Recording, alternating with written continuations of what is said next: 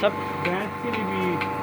भैंस के लिए कुछ टेक्निक इस्तेमाल करनी पड़ती है, किसी टेक्निक से लगाना पड़ता, लग जाता है भैंस को। अच्छा। हाँ जी। जब आपने इस साइड को इस्तेमाल करना है, ठीक है, तो आपने ये जो साइड मिल्किंग की है इसका वाल ये बंद होना चाहिए, ठीक है, और ये वाल खुला होना चाहिए, ठीक है, और इस क्लचर का ये नोज़ल जो है ये खिंची होनी चाहिए पीछे की जानिब, ठीक है।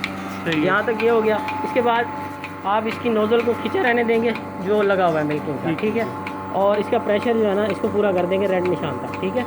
जैसे ये पूरा हो जाएगा तो आप इसके क्लचर को उसके साथ उसी तरीके से जैसे मैंने बताया कि इसे उल्टा करके बेंड करके और उसको जी जी बिल्कुल इस तरीके से, इसी तरीके से बेंड करके आप लगा देंगे।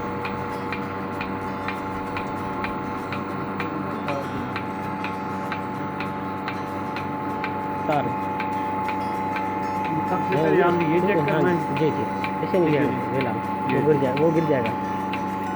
इसको ऐसे उल्टा करना, ये सारे ऐसे इसी पोजीशन में रहने चाहिए, ठीक है। हाँ जी, ये इस तरीके से करके और इसे ऐसे ऊपर को करेंगे। पहले प्रेशर उस टाइम जब आप लगा रहे होंगे उस वक्त ये प्रेशर बनेगा, यानी कि ये उस वक्त नीचे की तरफ होगी, ठीक है। ये जो नोज़ल है ये नीचे की तरफ होगी जैसे उसकी हुई है, ठीक है।